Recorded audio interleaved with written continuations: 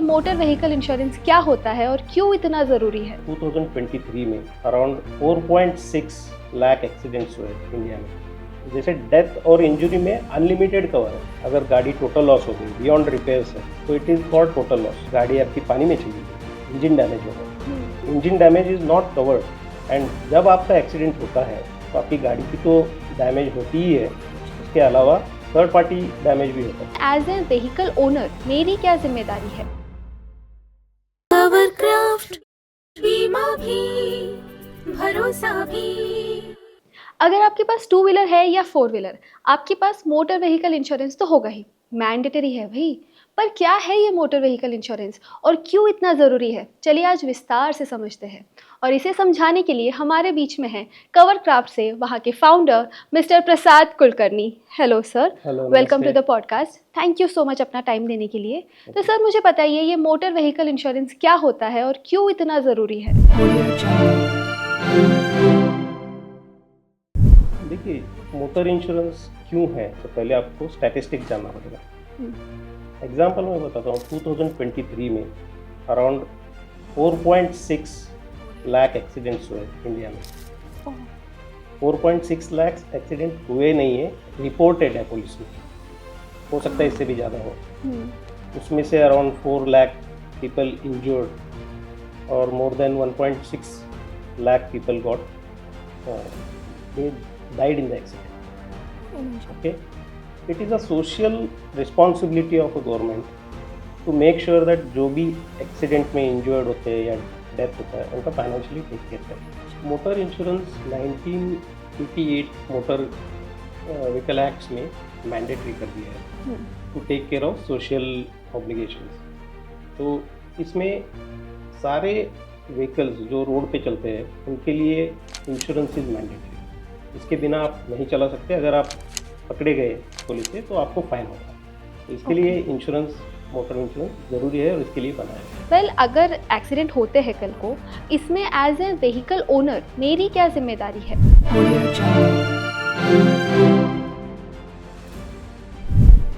सबसे इम्पोर्टेंट चीज़ ये है व्हीकल ओनर का कि वो सबसे पहले कि वो नेग्लिजेंटली गाड़ी नहीं चलाए, रिस्पॉन्सिबली गाड़ी चलाए, so that he enjoys driving and वो किसी और को तकलीफ ना हो। ये फर्स्ट जिम्मेदारी है।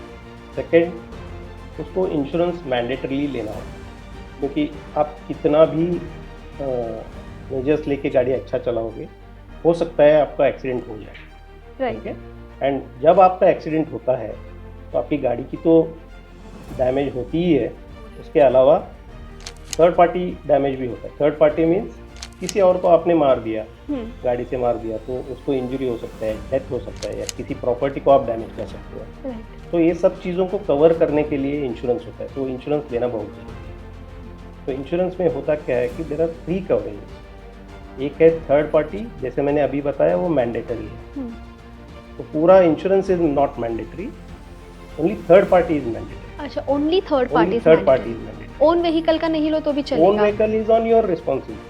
Okay, government does not care. अगर आपने डैमेज किया, आप रिपेयर कराओ नहीं कराओ, it does not matter. But third party is mandatory because somebody else is getting hurt. Right. उसको हमको we need to make good for that financial loss.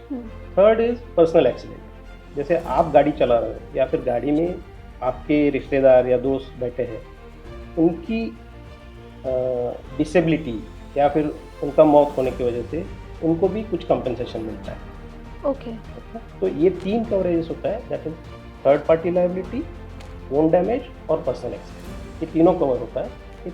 इसके लिए ये तीनों जब मिल जाते हैं उसको comprehensive coverage, comprehensive motor policy. तो ये लेना भी ज़रूरी है।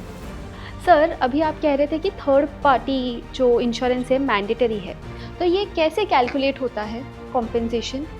थर्ड पार्टी में जब the person who is affected, उसको फर्स्ट ही has to go to court. Okay. First ही has to file an FIR against you, okay, the vehicle owner, saying कि इस दिन एक्सीडेंट हो गया और मेरा ये इंजरी हो गया या फिर किसी का डेथ हो गया या फिर मेरा प्रॉपर्टी डैमेज हो गया, तो सब कुछ मेंशन करके एफआईआर करना पड़ता है।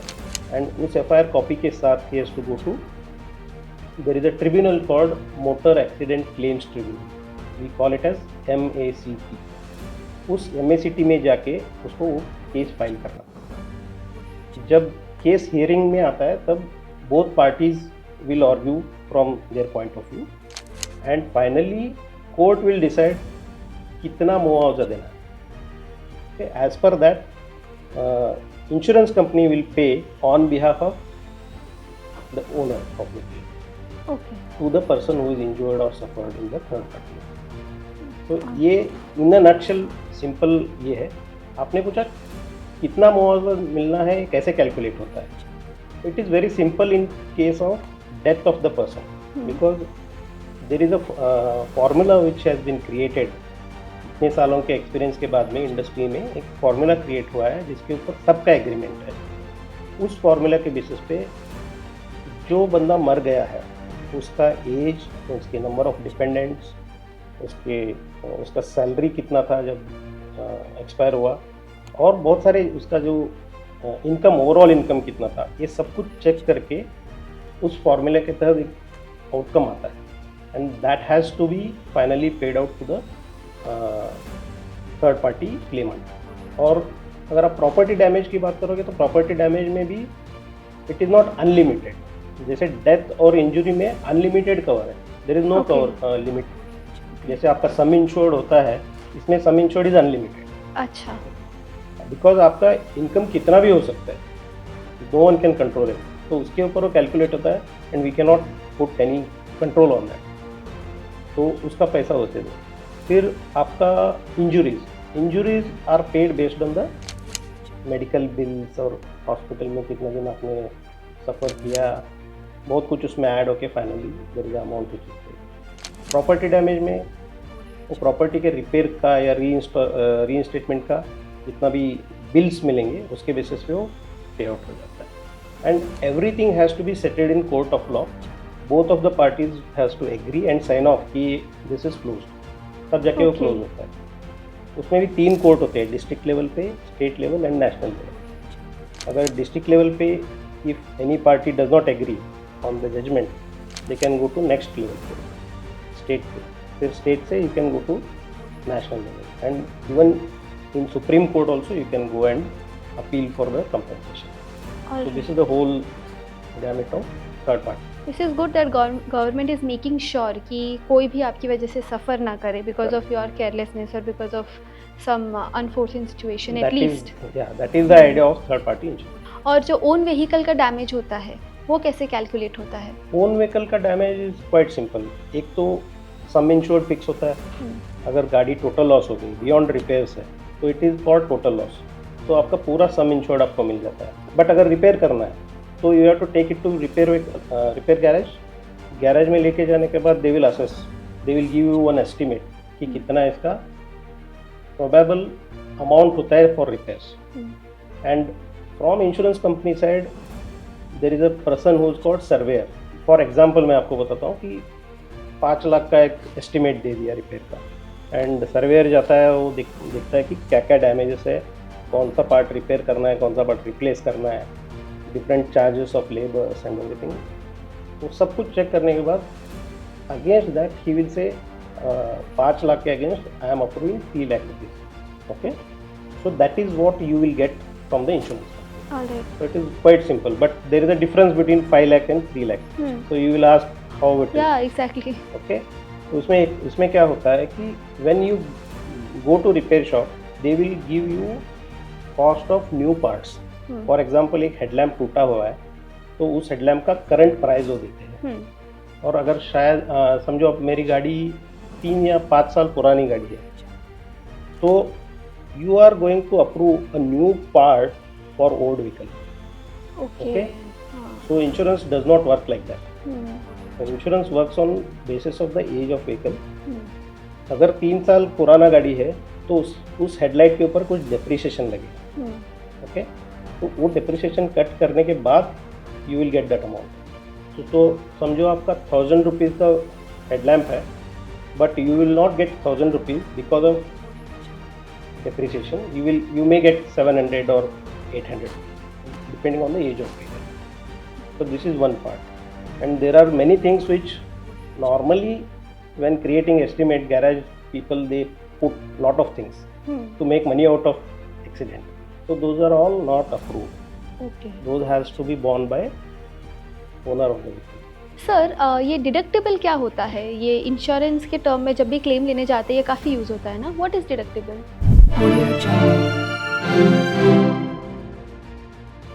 डिडक्टिबल एक अमाउंट होता है जो हर क्लेम में इंश्योर को बेयर करना पड़ता है, मतलब Okay. व्हीकल ओनर को बेयर करना पड़ता है. It is kind of deterrence. For example अभी जैसे मैंने बताया, आपका गाड़ी में 3 लाख रुपए का आपका क्लेम मिलेगा, उसमें भी डिडक्टिबल है. I think it is around 2000 rupees in motor vehicle, ज़्यादा नहीं होता, but that has to be borne by the owner of the vehicle. इसको डिडक्टिबल बोलते हैं. Why? It is kind of punishment for making a claim or something like nothing else. अच्छा. बार बार claim करोगे, because there is no limit of number of claims in policy पे. आप कितने भी claim कर सकते हो, तो हर बार आप क्लेम करोगे तो हर बार आपको उतना अमाउंट देना पड़ता है. It's deterrence. ओके. आप जितनी बार करोगे उतनी बार आपको डिडक्टिबल पे करना है. इसके लिए अच्छा. डिडक्टिबल. और ये कितनी बार भी हो, 10 बार क्लेम आया 10 बार 2000 डिडक्ट होगा. For every claim it has to be there. It is the rule. It is a rule by the government. Okay. और अगर मुझे इन सब में अपने खर्चे बचाने हो तो मैं क्या करूँ? देखिए, खर्चे कहाँ पे होते हैं आपको समझना पड़ेगा. एक तो डिडक्टिबल है, ये तो आप बचा नहीं सकते, इसको तो आपको पे करना ही पड़ेगा. राइट. इसके अलावा आपको देखना पड़ेगा 5 लाख और 3 लाख के बीच में डिफरेंस जो है आपको क्यों देना पड़ा. उसमें एक पार्ट तो होता है जो बिल्कुल ही क्लेम रिलेटेड रिपेयर्स नहीं है, वो हटा दीजिए, वो तो आपको देने पड़ेगा, उसको हम कवर नहीं करते. उसके अलावा होता है पार्ट्स के ऊपर डिप्रिसिएशन होता है. ओके. जैसे आपकी गाड़ी का एज बढ़ता जाता है तो पार्ट्स के ऊपर डिप्रिसिएशन बढ़ता जाता है. करेक्ट. तो जितना ओल्ड व्हीकल है उतना पार्ट्स के ऊपर डिप्रिसिएशन परसेंटेज ज़्यादा होता है. फॉर एग्जांपल आपका 100 रुपीज़ का पार्ट है और एज ऑन टुडे व्हीकल का एज ज़्यादा है, तो हो सकता है कि 50% तक आपको बेयर करना पड़े. ओके. तो ये एक बहुत मेजर ये होता है, खर्चा होता है आपके जेब से. और दूसरा होता है कॉन्सिक्वेंशियल लॉसेस होते हैं या वेयर एंड टेयर होता है. कोई जैसे फॉर एग्जांपल क्लच है. ओके. क्लच इंश्योरेंस में मिलता नहीं है. अच्छा. वो because it is a wear and tear. अगर वो एक्सीडेंट में डैमेज होता है, वो टूट जाता है तो मिल जाता है, अदरवाइज वो मिलेगा नहीं. ये सारी चीज़ें जो है ये आपको बेयर करना पड़ता है. इसको अगर बचाना है आपको तो इंश्योरेंस कंपनी क्या करती है कि ये सारे डिडक्शंस को कवर करने के लिए ना कुछ एडिशनल कवरेज देती है आपको. Okay. That is called add on cover. अच्छा. बट उसके वो फ्री में नहीं आता है, उसके लिए आपको एडिशनल प्रीमियम देना पड़ता है. ओके. तो you can cover all these depreciations in add on. Okay. Okay. Consequential losses जैसे फॉर एग्जांपल आप गाड़ी चला रहे हो. ओके. गाड़ी आपकी पानी में चली गई, रास्ते में पानी है, पानी में आपने गाड़ी चला दिया और इंजन डैमेज हो गया. तो engine damage is not covered क्योंकि कोई एक्सीडेंट नहीं हुआ है. Right. It's a mechanical damage. तो ये पेएबल नहीं होता है इंश्योरेंस में. Okay. Okay. But you have an add on for that. कोई एडिशनल प्रीमियम देना है, उस एड ऑन को आप ले लेंगे. तो अगर इस सिचुएशन में वो इंजन एंड गियर बॉक्स जो भी खराब होता है वो भी कवर हो जाता है. उसके साथ साथ आपको एड ऑन कवर्स भी लेना ज़रूरी है सो दैट आपका खर्चा बहुत कम हो. तो सर कुल मिला के 2 तरह के इंश्योरेंस कवरेज होते हैं, मतलब 2 तरह के पॉलिसी लेनी चाहिए मुझे मोटर व्हीकल के केस में. एक है ओन डैमेज इंश्योरेंस एंड एक है थर्ड पार्टी इंश्योरेंस, राइट? या और कुछ भी है इसमें? आपने सही कहा, बट उसमें और एक है जैसे मैंने पहले बताया, is personal accident insurance. Personal accident insurance cover इसके लिए होता है कि जितने भी लोग गाड़ी में बैठे अगर उनको कोई चोट लग गया है, फिर कोई एक्सीडेंट में मर गया तो उनको कुछ स्पेसिफाइड सम इंश्योर्ड का बेनिफिट मिलता है. तो आजकल personal accident has become compulsory. Okay. That is also compulsory for the owner. So if I am driving, it is the accident is caused by me, तो मेरी वजह से अगर मेरे पीछे बैठी एक लेडी को नुकसान है तो उन्हें कुछ कॉम्पेंसेशन मिलेगा इफ़ आई एम ड्राइविंग, और अगर मुझे हुआ तो मेरी फैमिली को मिलेगा. कैसा है एग्जैक्टली?